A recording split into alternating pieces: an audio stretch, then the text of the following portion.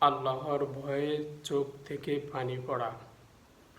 হযরত আবু হুরায়রা রাদিয়াল্লাহু তাআলা আনহু বলেন, আল্লাহর রাসূল সাল্লাল্লাহু আলাইহি সাল্লাম বলেছেন, 7 ব্যক্তিকে আল্লাহর রহমতের ছায়া দ্বারা আচ্ছাদিত করেন। তাদের মধ্যে এক ব্যক্তি যে আল্লাহর কথা এমনভাবে স্মরণ করে যে তার চোখ দুটি অশ্রু বর্ষণ করে। হযরত হুযায়ফা রাদিয়াল্লাহু তাআলা আনহু বলেছেন, আল্লাহর রাসূল সাল্লাল্লাহু আলাইহি সাল্লাম বলেছেন, তোমাদের পূর্ববর্তী উম্মতের কোনো এক ব্যক্তি স্বীয় আমল সম্পর্কে সংস্কৃত ছিল। মৃত্যুকালে সে তার পরিবারের লোকদের বলল, মৃত্যুর পর আমাকে চূর্ণ করে গরমের দিনে নদীতে ফেলে দিবে। সুতরাং লোকেরা তাই করল। আল্লাহ তার দেহ চূর্ণ একত্রিত করে জিজ্ঞেস করলেন, তোমাকে এই কাজ কিসে উৎসাহিত করেছে? সে বলিল, আমি একমাত্র তোমার ভয়ে এই কাজ করেছি। অতঃপর আল্লাহ তাকে ক্ষমা করে দিলেন। আবু সাঈদ খুদরি রাদিয়াল্লাহু তাআলা আনহু বলেন, আল্লাহর রাসূল সাল্লাল্লাহু আলাইহি সাল্লাম বলেছেন, পূর্ববর্তী উম্মতের এক ব্যক্তিকে আল্লাহ ধন সম্পদ ও সন্তান দান করেছিলেন। তার মৃত্যুর সময় যখন ঘনিয়ে এলো, তখন তার সমস্ত দিনকে জিজ্ঞেস করলো, আমি তোমাদের কেমন পিতা ছিলাম? তারা উত্তর দিল যে, আপনি আমাদের উত্তম পিতা। সে বলল, আমি আল্লাহর কাছে কোনো নেকিও সঞ্চয় করিনি। আল্লাহর কাছে উপস্থিত হলে তিনি আমাকে শান্তি দিবেন, এই জন্যই তোমরা লক্ষ্য রাখো।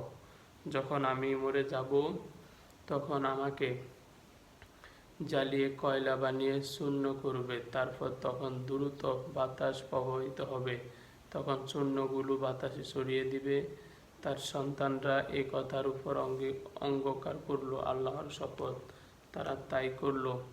এরপর আল্লাহ বললেন, হয়ে যাও, আর সঙ্গে সঙ্গে সেই ব্যক্তি দণ্ডায়মান হলো। আল্লাহ বললেন, হে আমার বান্দা, তোমাকে এই কাজ কিসে উৎসাহিত করেছে? সে উত্তর দিল, আমি আপনার ভয়ে এই কাজ করেছি। এরপর আল্লাহ তাকে ক্ষমা করে দিলেন।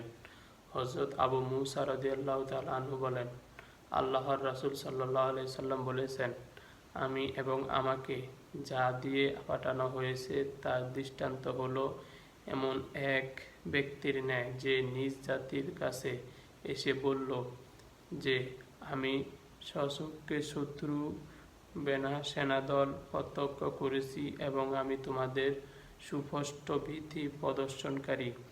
সুতরাং তোমরা আত্মরক্ষা করো। একদল তার কথা মেনে রাতের আঁধারে নিরাপদ আশ্রয় নিয়ে বিপদে মুক্ত হলো, আর অপর দল তাকে মিথ্যাবাদী সাব্যস্ত করল, যার ফলে সকালে শত্রু সেনাদল এসে তাদেরকে ধ্বংস করে দিল।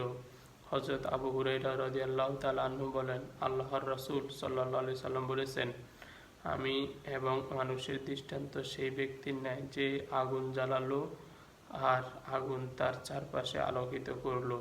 পতঙ্গ এবং যে সমস্ত প্রাণী আগুনে ঝাঁপ দিয়ে সেগুলো চাপ দিয়ে রাখলো, তখন সেই ব্যক্তি সেগুলোকে আগুন থেকে ফিরানোর চেষ্টা করলো, কিন্তু সেগুলো আগুনে পুড়ে মরে। তেমনি আমিও তোমাদের কোমর ধরে আগুন থেকে বাঁচানোর চেষ্টা করি, কিন্তু তোমরা তাতে পতিত হও। হযরত আব্দুল্লাহ ইবনে উমর রাদিয়াল্লাহু তাআলা আনহু বলেন, আল্লাহর রাসূল সাল্লাল্লাহু আলাইহি সাল্লাম বলেছেন, প্রকৃত মুসলিম সেই ব্যক্তি যার হাত, মুখ ও কথা থেকে মুসলমানরা নিরাপদ থাকে।